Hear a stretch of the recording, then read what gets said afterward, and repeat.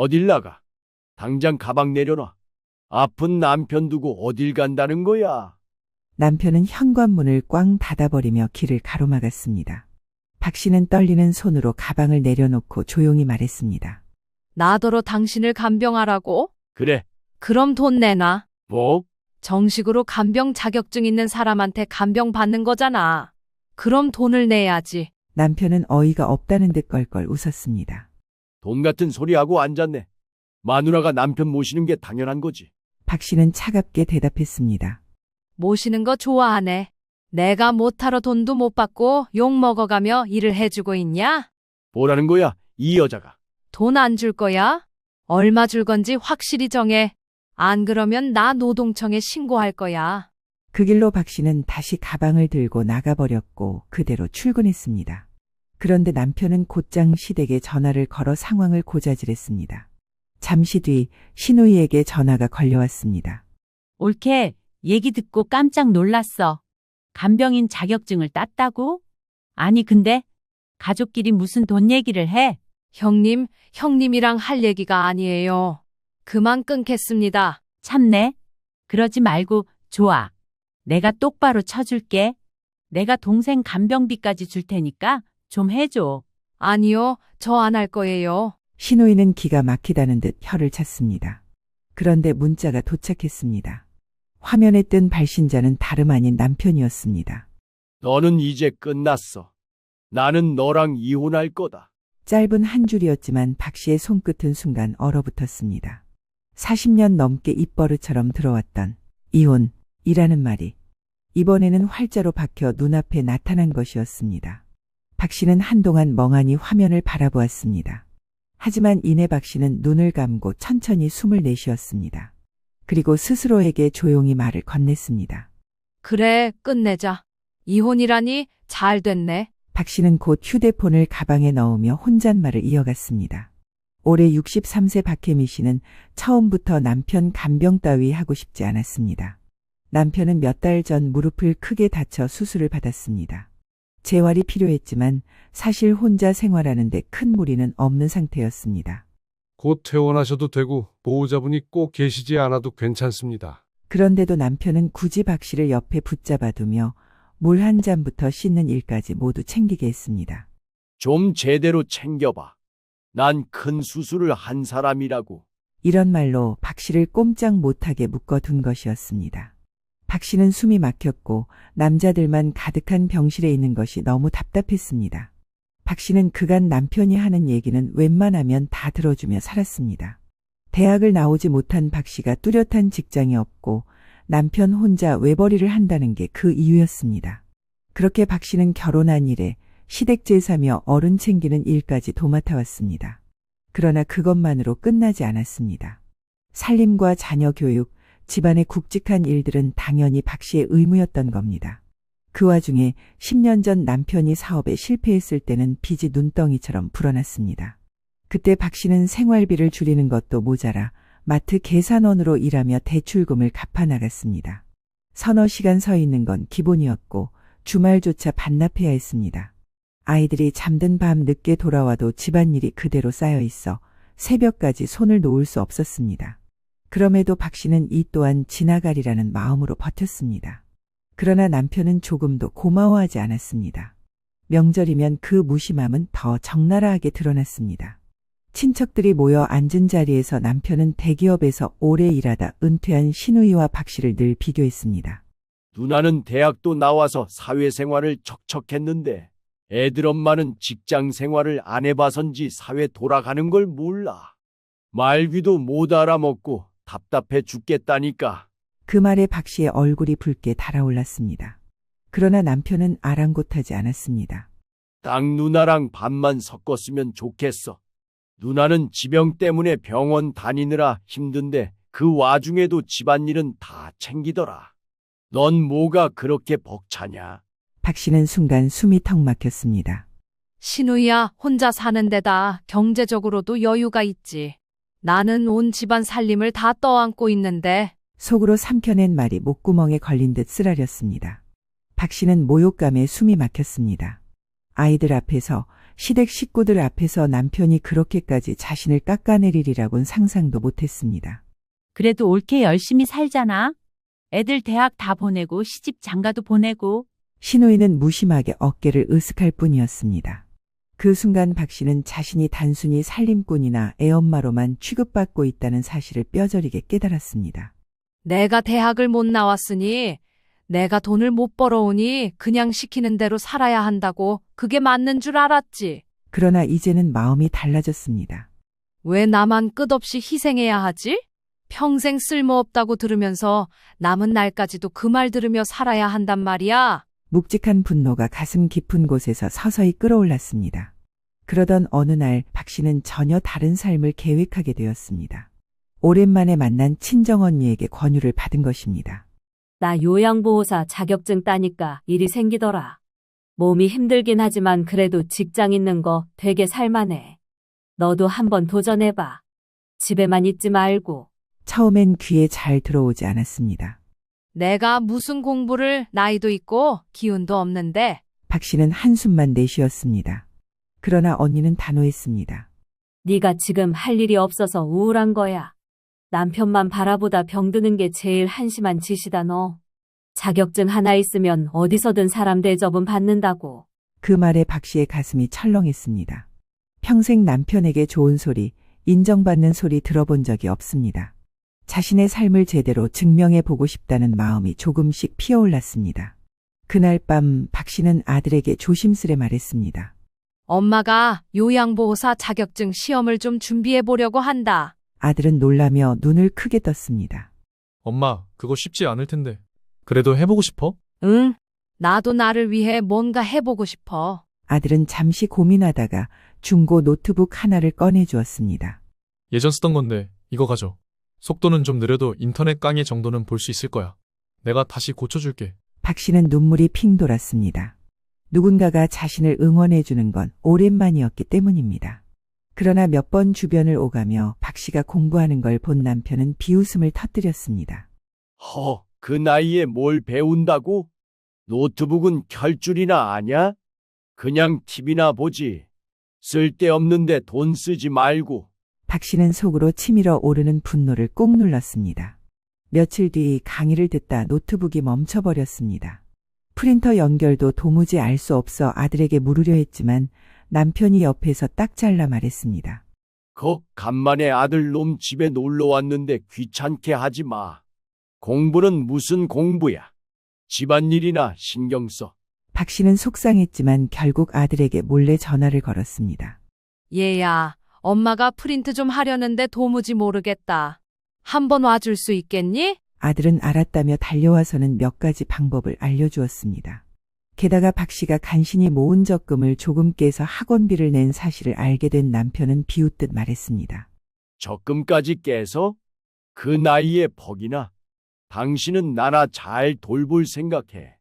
얼어 죽을 무슨 요양이야? 남편 요양하고 간병할 일 없게 잘 챙기라고. 박 씨는 속으로 이를 악물었습니다. 이번만은 달라. 이번만은 절대로 당신 뜻대로 끌려가지 않을 거니까. 그날 이후 박 씨는 더 이상 무기력하게 눌려있지 않았습니다. 새벽마다 교재를 펴고 낡은 노트북을 붙잡고 강의를 들으며 한 글자 한 글자 받아 적었습니다. 종종 오타로 가득한 연습장이었지만 거기엔 박 씨의 결심과 자존심이 고스란히 새겨져 있었습니다. 그런 와중에 남편이 수술을 하고 간병까지 해냈던 겁니다. 이 무렵 박 씨는 당뇨를 앓고 있었습니다. 매달 병원에서 검진을 받아야 했고 혈당 조절을 조금만 놓치면 어지럼증과 손발 저림이 심하게 몰려오곤 했습니다. 집안일을 하다 쓰러질 뻔한 적도 여러 번 있었죠. 하지만 남편은 그런 사정을 전혀 아랑곳하지 않았습니다. 나도 병원 좀 다녀와야 해. 요즘 당 수치가 계속 안 좋아. 박 씨가 조심스럽게 말을 꺼내자 남편은 눈을 부릅뜨며 버럭 소리를 질렀습니다. 병원은 무슨 병원? 그냥 먹는 거 조심해. 제발 떡 같은 거 갖다 주워 먹지 말고. 그러니까 당뇨 같은 게 걸리지. 아니, 형님도 그럼 떡 먹어서 당뇨 걸린 거야? 별 무식한 소리를 다 하고 있어. 당신 누나 아픈 건 안 됐고 나는 미련해서 걸린 거냐고. 쓸데없는 소리 말고 나나 잘 챙겨. 아직 무릅다. 박 씨는 입술을 깨물었습니다. 사실 신우이도 같은 당뇨를 앓고 있었기에 박 씨의 사정을 누구보다 잘 알 터였습니다. 그런데도 남편은 늘 박 씨에게만 화살을 돌렸습니다. 며칠 뒤 남편의 퇴원이 다가오자 박 씨는 너무 답답한 마음에 아들에게 전화를 걸었습니다. 얘야, 이번 주에 아버지 퇴원하는 것 좀 도와주라. 엄마도 병원 검진 받아야 해서 그날은 같이 못 있겠다. 아들은 걱정스러운 목소리로 대답했습니다. 엄마, 당 수치 또 안 좋아졌어? 그럼 제가 가야죠. 와이프랑 같이 갈게요. 그 순간 옆에서 통화를 엿듣던 남편이 전화를 낚아채더니 소리쳤습니다. 야, 괜히 너네가 나서지 마라. 불편하게 시리. 그냥 네 엄마가 하면 돼. 뭘 어렵다고 난리야. 그리고는 전화를 툭 끊어버렸습니다. 박 씨는 핏줄기까지 차갑게 굳는 기분을 느꼈습니다. 아들의 목소리를 겨우 몇 초 들었을 뿐인데 그것마저 남편은 무참히 가로막아 버린 겁니다. 결국 보다 못한 아들이 며느리를 데리고 병원으로 와서 퇴원 수속을 도왔습니다. 그나마 큰 무리는 없었지만 남편은 내내 심통을 부리며 박 씨를 찾았습니다. 그때 아들이 다가와 작은 목소리로 말했습니다. 엄마, 힘들면 그냥 나한테 말해. 아버지만 신경 쓰지 말고 엄마 몸부터 챙겨야지. 그 말에 박 씨의 눈가가 붉어졌습니다. 비록 남편은 끝내 자신을 몰라줬지만 아들이 있다는 사실 하나만이 버틸 힘이 되어주었습니다. 게다가 이 무렵 공교롭게도 간병인 수료증을 손에 쥔 박 씨는 실제로 환자를 돌보는 일을 시작했습니다. 남편을 위한 무엇이 아니라 자신이 선택한 일이었습니다. 이제 퇴원해서 집에 하루 종일 있는 남편 눈치를 봐가며 조심스레 일을 나가야 했습니다. 역시나 이 상황은 쉽지 않았습니다. 남편이 퇴원하자마자 갈등은 다시 폭발했습니다. 집에 돌아온 남편은 소파에 드러누운 채 고함을 질렀습니다. 불 좀 떠와. 약은 어디 있냐? 박 씨는 물잔을 건네며 차분히 말했습니다. 이제 정식으로 퇴원했잖아. 스스로 해. 나 오늘 일 나가야 해. 남편은 벌떡 일어나 얼굴을 붉혔습니다. 무슨 일을 해? 간병인 자격증 땄으면 당연히 나부터 잘 모셔야지. 박 씨는 남편의 눈을 똑바로 마주보며 단호히 말했습니다. 아니, 난 더 이상 당신 전속 간병인 아니야. 내 일은 내가 선택해. 남편은 비웃듯 고개를 저으며 소리쳤습니다. 야, 이 여자가 제정신이 아니네. 박 씨는 조금도 주저하지 않고 짧게 잘라 말했습니다. 응, 그동안 제정신이 아니니 당신 수발 들고 살았지. 그날 박 씨는 큰맘 먹고 집을 나섰습니다. 처음으로 다른 환자를 돌보는 일을 시작했습니다. 서툴러 실수도 많았지만 환자 가족들에게 배우며 하나하나 무마해갔습니다. 쓸모없다는 말만 듣던 자신이 누군가에게 필요한 사람이 된다는 사실은 놀라운 경험이었습니다. 하지만 다음 날 벼르고 있던 남편이 다시 길을 막았습니다. 어딜 나가? 다 때려치고 관둬. 집에서 나나 똑바로 간병하라고. 남편은 현관문을 꽝 닫아버리며 길을 가로막았습니다. 박 씨는 떨리는 손으로 가방을 내려놓고 조용히 말했습니다. 그럼 돈을 내놔. 뭐? 정식으로 자격증 있는 사람한테 간병 받는 거잖아. 그럼 돈을 내야지. 남편은 어이가 없다는 듯 껄껄 웃었습니다. 돈 같은 소리 하고 앉았네. 마누라가 남편 모시는 게 당연한 거지. 박 씨는 차갑게 대답했습니다. 모시는 거 좋아하네. 내가 못하러 돈도 못 받고 욕 먹어가며 일을 해주고 있냐? 왜 내가 공짜로 간병을 해? 딴 데 가면 다 돈 준대. 당신도 돈 내고 부탁해. 뭐라는 거야, 이 여자가. 박 씨는 고개를 돌리며 짧게 잘라 말했습니다. 돈 안 줄 거야? 얼마 줄 건지 확실히 정해. 안 그러면 나 신고할 거야. 나 그럴 자격 있어. 그 길로 박 씨는 다시 가방을 들고 나가버렸고 그대로 출근했습니다. 그런데 남편은 곧장 시댁에 전화를 걸어 상황을 고자질했습니다. 잠시 뒤 신우이에게 전화가 걸려왔습니다. 옳게 얘기 듣고 깜짝 놀랐어. 간병인 자격증을 땄다고? 아니 근데 가족끼리 무슨 돈 얘기를 해? 형님이랑 할 얘기가 아니에요.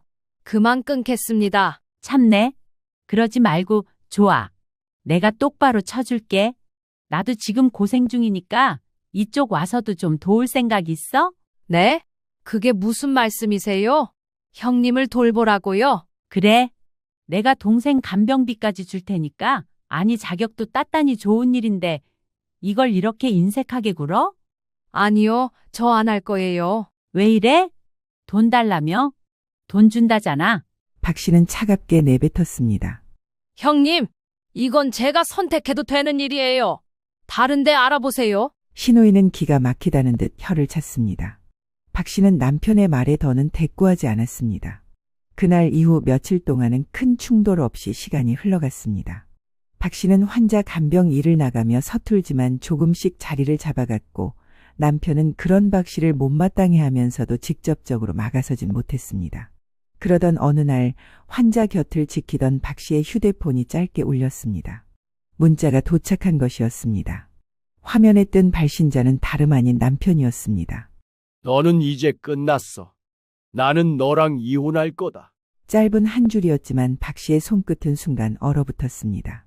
40년 넘게 입버릇처럼 들어왔던 이혼이라는 말이 이번에는 활자로 박혀 눈앞에 나타난 것이었습니다. 박 씨는 한동안 멍하니 화면을 바라보았습니다. 하지만 이내 박 씨는 눈을 감고 천천히 숨을 내쉬었습니다. 그리고 스스로에게 조용히 말을 건넸습니다. 그래, 끝내자. 이혼이라니 잘 됐네. 박 씨는 곧 휴대폰을 가방에 넣으며 혼잣말을 이어갔습니다. 오히려 다행이야. 드디어 나한테도 기회가 온 거야. 잠시 후 다시 휴대폰이 울렸습니다. 이번에는 남편의 전화였습니다.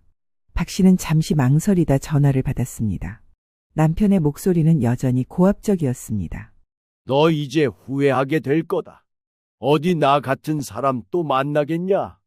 넌 이제 혼자야. 박 씨는 조용히 대답했습니다. 혼자가 뭐 어때서? 난 이제라도 혼자가 되고 싶어. 뭐? 넌 내가 없으면 아무것도 못해.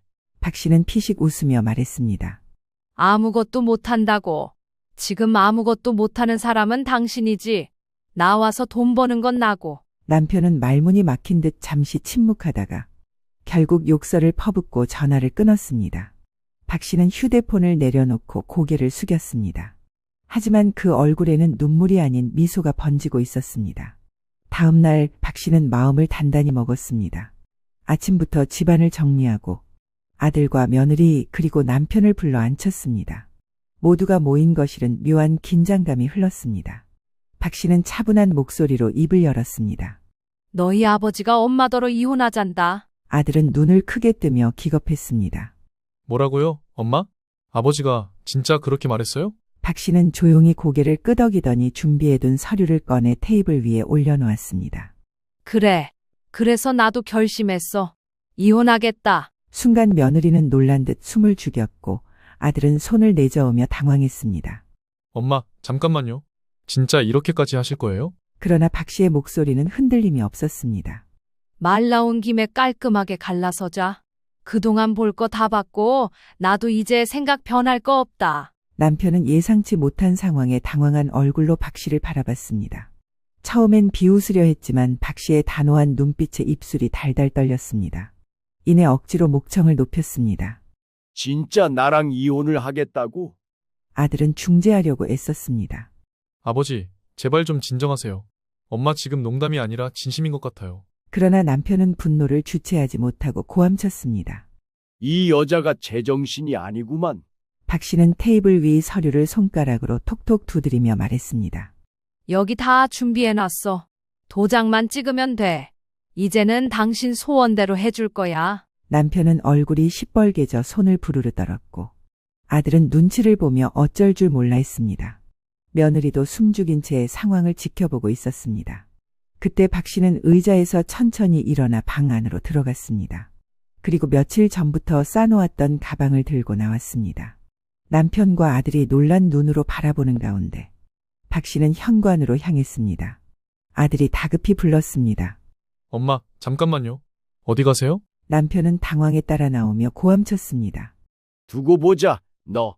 끝까지 갈 거야, 나는. 박 씨는 현관문 앞에서 잠시 멈춰 서더니 단호하게 마지막 말을 남겼습니다. 그래. 끝까지 가보자. 그렇게 박 씨는 준비한 가방을 들고 문을 열고 나섰습니다.